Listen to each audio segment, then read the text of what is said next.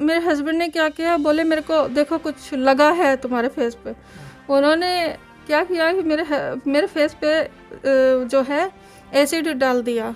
तो मेरा ये पूरा यहाँ से पूरा जल गया था और गाड़ी में बैठ गए। थोड़ी देर बाद मेरे को और गुड़िया को नींद आ गई, हमें कुछ नहीं पता।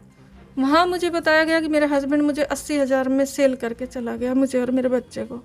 अच्छा।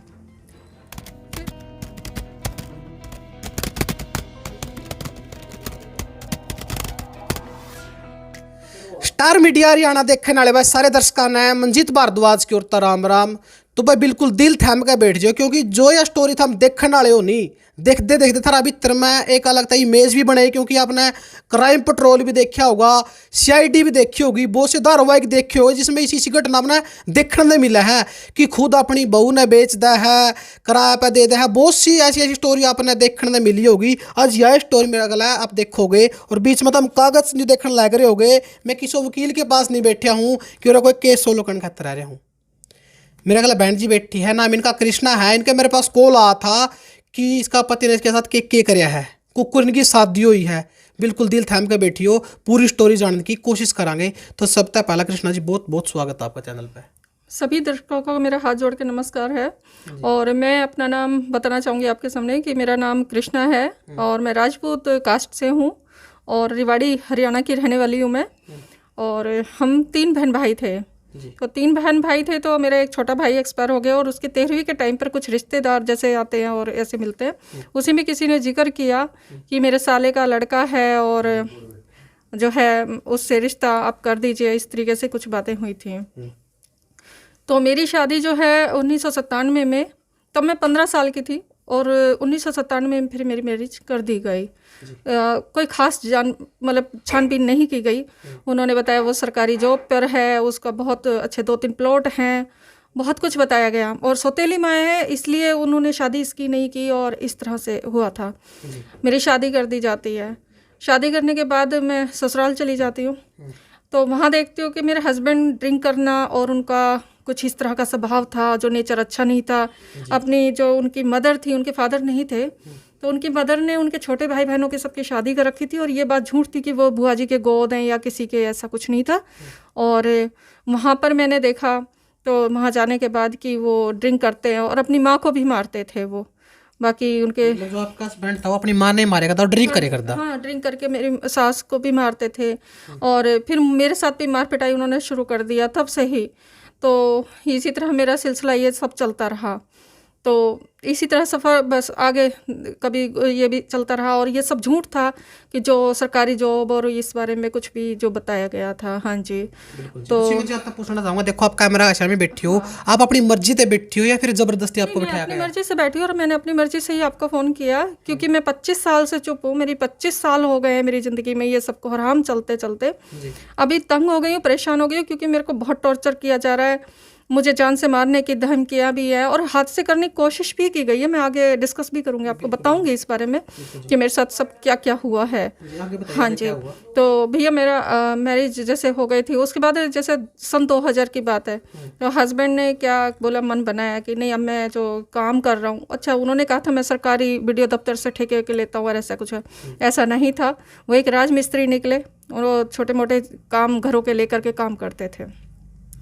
उसके बाद में उन्होंने मन बनाया कि नहीं अब मैं खेती करूँगा। सन 2000 की बात है ये। सन 2000 में उन्होंने खेती करने का फैसला लिया। वहाँ पर जब 1 साल हो गया और खेती की फसल आई, जैसे ज्वार बाजरा मक्की, तो वो जब आई तो उनके भाइयों में आपसी झगड़ा हुआ कि भाई हमारा भी हक है। तो उस बात पर उन्होंने, मेरे हस्बैंड ने सारी फसल में आग लगा दिया। इकट्ठे की हुई जो कटी हुई फसल और इकट्ठी की हुई थी उसमें आग लगा दिया। आग लगा के उन्होंने क्या करा, मुझे उठाकर उस आग में फेंक दिया। अच्छा। मुझे फेंक दिया तो अचानक बस मेरी किस्मत समझो जो भी, कि मैं एकदम इधर से गिरी तो परली तरफ जैसे गिर गई फिसल के। और फिर मैं वहाँ से भाग के और अपने जेठ के घर तख्त के नीचे छुप के अपनी जान बचाई। वो एक बहुत बड़ा हादसा मेरे साथ शायद बीतता, बहुत बुरा ही था उस दिन, ज़िंदगी बस बच गई। तो आगे देखो बातचीत करते रहोगे। तो देखो इनकी बात बताइए कि जो इनके हस्बैंड है, पहला बताया गया कि वो सरकारी जॉब में है, सरकारी ठेके ले हुए है, लेकिन जब बाद में आकर देखा ब्याह पाछा है तो उसके बाद बेरा लग गया कि वो राजमिस्त्री है। राजमिस्त्री का मतलब जो घर लेकर भाई घर बनाए कर अपना नीचे उसका मजदूर काम करे कर और अगला जो काम हुआ खुद मिस्त्री संभाले कर, उसकी राजमिस्त्री बोलिया जावे है। उसके बाद फिर उनकी आपस में घर में तकरार हुई है। घर में जो आप खेत में ज्वार बाजरा गेहूँ बो दिया, हाँ वो पक्या पाछा तकरार होने के बाद उसमें आग लगा दी और जो कृष्णा जी उसने धक्का दे दिया। तो आगे क्या कुछ? हाँ, उन्होंने जब मेरे को फेंका तो उन्होंने ये बोला कि मैं अब तुम्हारे सिर अपनी बीवी को मारूंगा, मतलब अपनी औरत को मारूंगा और तुम्हारे सिर लगाऊंगा, अपने भाइयों को बोले। अच्छा। तो ये सब हुआ और फिर उसके बाद वो जब आग वाग गाँव ने बुझाई और इस तरीके से हुआ। फिर और आगे जैसे आगे ये बात हो गई तो उसके बाद उन्होंने मन बनाया कि नहीं मैं तो अब रिवाड़ी रहूँगा। फिर वो रिवाड़ी आ गए, मुझे भी लेकर आ गए। उसके बाद में हम लोग रिवाड़ी आ गए। उन्होंने एक घर किराए पे लिया। वहाँ पे लेने के बाद वो थोड़ा बहुत जैसे काम वाम करने गए। अचानक एक दिन फिर फ़ोन, वो बोले कि मैं गांव जा रहा हूँ। फिर गांव में जाके उन्होंने अपने भाई के साथ झगड़ा कर लिया। तो उन भाई के साथ झगड़ा हुआ उनका और वहाँ पर मार पिटाई उन्होंने कर लिया अपने। काफ़ी मार पिटाई होने के बाद उनके साथ पैर वैर टूट गए और इस तरीके से। फिर भी मैंने ही जाके उनको देखा, संभाला और मतलब इस तरह से किया। उन्होंने केस वेस भी डाला अपने भाइयों के खिलाफ, ऐसे जो भी कुछ हुआ था उनका, वो उनका एक अपना मैटर जो चल रहा था। उसके साथ साथ वो मेरे को हमेशा मारते, टॉर्चर करते और मैं कभी खाना ही ठीक से नहीं, जैसे आटा लाना है, घर का सामान लाना है, कुछ नहीं लाते थे। वो जो कमाते थे उसको वो या तो शराब पीते थे या फिर जुए में उड़ा देते थे। उनके अंदर मतलब बहुत सारी ऐसी चीज़ें थी, घर में कुछ नहीं लाते थे। उसके बाद में उन्होंने एक घर लिया, जो जिनके पास क्या था कि एक घर जो लिया उनके पास 2 लड़कियां थी और एक तो उनका हस्बैंड कहीं कैलकाटा वगैरह रहता था। तो वहाँ पर उन्होंने पता नहीं कैसे वो फिर एक बार काम के सिलसिले में कहीं पर गए थे और वहाँ उनको कोई बंदा मिला कि मेरे को ज़मीन से धन मिल गया था और मेरा ज़मीन से धन जो निकला था वो कोयला बन गया था। उसने कुछ घड़े में ऐसे कोयले वोयले दिखाए। मतलब जो पहला आप स्टोरी देखे कर दे कि जमीन की खुदाई करते करते धन निकल गया, ऐसी स्टोरी थी। तो उन्होंने कहा धन निकलेगा और इस तरीके से। तो उस बंदे ने उनको गुमराह कर दिया क्योंकि वो मजदूरी करने आए थे उनके पास में। वो उस बंदे के पास गए, वो मुसलमान था कोई जो ज़मीन से धन वन निकालता था। उन्होंने उससे डिस्कस किया उनके गाँव जाके और ऐसे। बाद में पता नहीं उनका क्या हुआ, 2-4 चक्कर भी लगाए। फिर एक दिन वो मुसलमान हमारे जो रूम था वहाँ पर आ गए। वहाँ पर आकर उसने वो रात को गए, पता नहीं कहाँ उनको धन वन क्या था। तो उसने कहा कि देख धन तो मिल गया लेकिन मैं सिंदूर विंदूर डालूंगा तब ये आएगा, तो मैं अभी बाद में आऊँगा, पैसे दे दे मेरे को। तो उनसे पता नहीं कितने 5-7 हज़ार रुपये लेके चला गया जो मुसलमान था। उसके बाद वो कभी नहीं आया।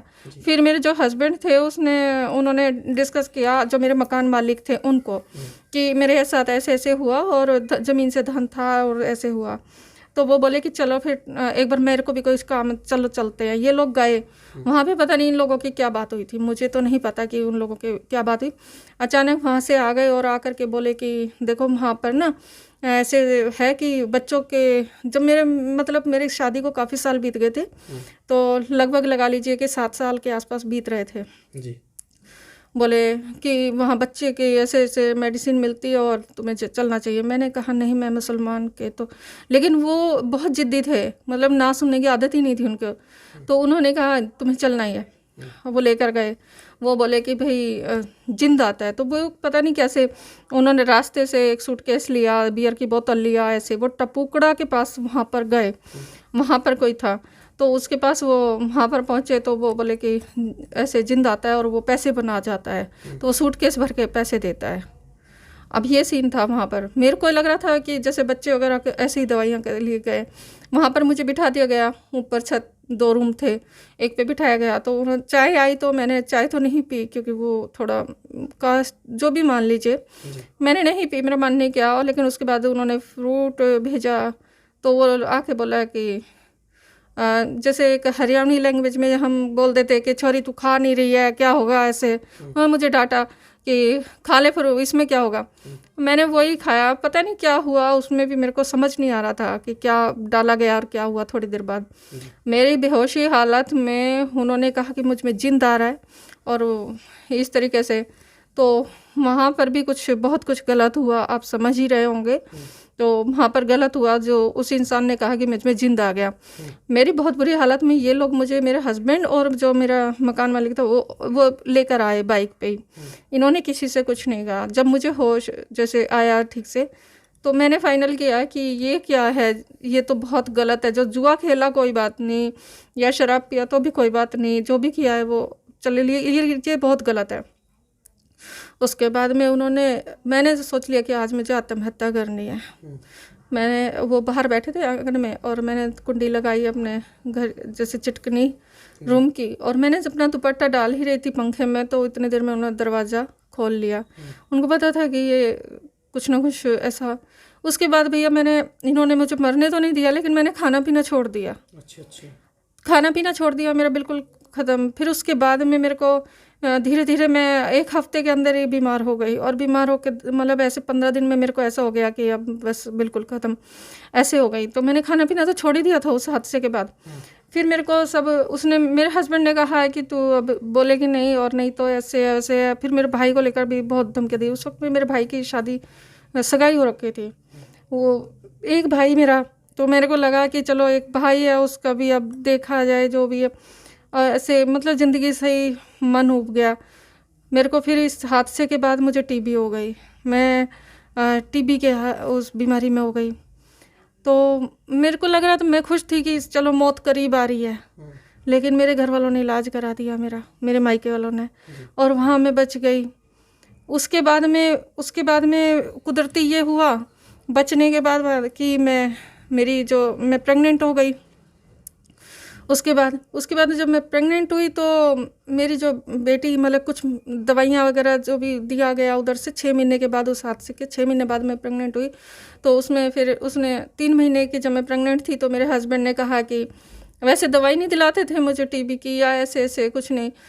लेकिन उस दिन गए, बोले कि अल्ट्रासाउंड कराया मेरा। अल्ट्रासाउंड पे उनको पता चल गया कि मुझे लड़की है। ये बात मैं आपको जो बता रही हूँ 2005 में बता जैसे। तो मेरा अल्ट्रासाउंड हुआ, हाँ, तो पता चल गया लड़की है। तो उन्होंने कहा लड़की मुझे रखनी नहीं है। तो अब मेरे को लग रहा था अब 8 साल हो गए हमारे, तो अभी तो बच्चा। तो उसके बाद उन्होंने 2 दिन मुझे बहुत मारा, क्योंकि वो एक तो मैं टीबी की मरीज हूँ, ऊपर से मैं प्रेगनेंसी हो गई ऐसी हालत में, जबकि डॉक्टर मना करते हुए। फिर उसके बाद अब आप एबॉर्शन के लिए कह रहे हो कि मुझे लड़की नहीं चाहिए, तो वो उन्होंने बहुत मारा। फिर मेरे घर तक पता चला कि मारपीट किया था। तो मेरा भाई जो है मुझे घर पे ले गया, और मुझे करीबन 5 महीने वहाँ रखा जी। तो वो बेटी को लेकर ये था कि अब वो चीज़ तो टल गया। उसके बाद में मुझे जिस दिन मेरी बेटी हुई, तो उस दिन मेरे को वापस ले आए मेरे हस्बैंड रूम पे। तो उन्होंने वहाँ से घर भी खाली कर दिया था, और ला करके फिर कहने लगे कि चलो अब ऐसा नहीं होगा, ये वो, फिर घर ले आए। उसके बाद में जिस दिन मेरी बेटी हुई, जिस दिन भी मैं 10 बजे से परेशान थी। मैंने कई बार बोला कि डॉक्टर के लिए, लेकिन वो डॉक्टर के नहीं लेके गए। मैं अकेले ही रूम में पड़ी रही, और उसी हालात में मैंने अकेले अपने ही दम बस बहुत आवाज़ सुनने के बाद एक पड़ोस की आंटी आई थी, उन्होंने मुझे थोड़ा देखा, वरना कोई नहीं था। और मेरी बेटी हुई उन्हीं हालात में।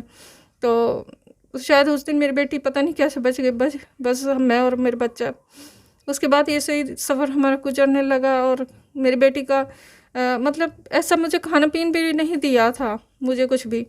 इसी वजह से मेरी बेटी को बहुत प्रॉब्लम हुई, वो बीमार भी रहने लग गई थी। मेरे हस्बैंड ने, मेरी बेटी थी जो 1 महीने की थी, फिर बोले कि एक और जगह ले लिया उन्होंने रूम। उनके 2 बेटे थे, वो आंटी थे, तो 2 बेटे थे। और छोटा वाला बेटा उनका इंजीनियर के लिए झज्जर में था, और बड़ा वाला बेटा आर्मी की तैयारी कर रहा था। तो और वो आंटी रहते थे वहाँ पे लिया। मेरी बेटी 1 महीने की थी उस टाइम। हम लोग उस घर में आ गए। वहाँ पर आने के बाद धीरे धीरे वक्त जैसे भी गुजरने लगा। तो उस दिन एक दिन क्या हुआ कि अचानक उनके जो बेटा था ना, जो आर्मी की तैयारी कर रहा था, वो तो आर्मी में जॉब लग गया। और छोटे वाला जो है झज्जर कर पढ़ ही रहा था, इंजीनियर कर रहा था। और आंटी अकेले रहती थी, तो उन्होंने उनके गांव से, जो उनका ससुराल था, वहाँ से उनका कोई देवर था जिसके कोई आगे पीछे कोई भी नहीं था, उसको घर में रखना शुरू कर दिया था। वो करीबन 1 साल से घर पे रह रहा था। और लेकिन ऐसी कोई बात नहीं थी, लेकिन वो चोरी चुपके रहता था, जैसे रात को आता था, दिन को सुबह चला जाता था, ऐसे ऐसे रहता था या छुप के ही रहता था। एक दिन अचानक हुआ कि उसका जो मतलब 4-5 आदमी आए और अचानक आ करके उनके घर में घुस गए। तो घर में घुस के मैं थी और मेरी गुड़िया को लेकर, और आंटी जो थे वो थे, और वो घुस गए। तो उन्होंने काफ़ी ढूंढना शुरू किया और वो उसी बंदे को ढूंढ रहे थे जो उनका देवर रह रहा था। तो वो सब हो गया, लेकिन वो मिला नहीं था। और शाम को जब खाना खाते समय मैंने अपने हस्बैंड को बताया कि इनके घर में आज ऐसा हुआ, और उसने वो इसलिए ढूंढने आए थे क्योंकि 20 लाख की कोई ज़मीन बेची थी, इन्होंने रखा हुआ उसको। तो उन्होंने कहा कि अच्छा यहाँ कुछ हुआ तो नहीं? मैंने कहा नहीं, ऐसा तो नहीं। तो कोई नहीं। उसके 2-4 दिन बाद ही मुझे मेरे हस्बैंड ने कहा कि मैंने उससे 10,000 रुपये उधार मांगे हैं और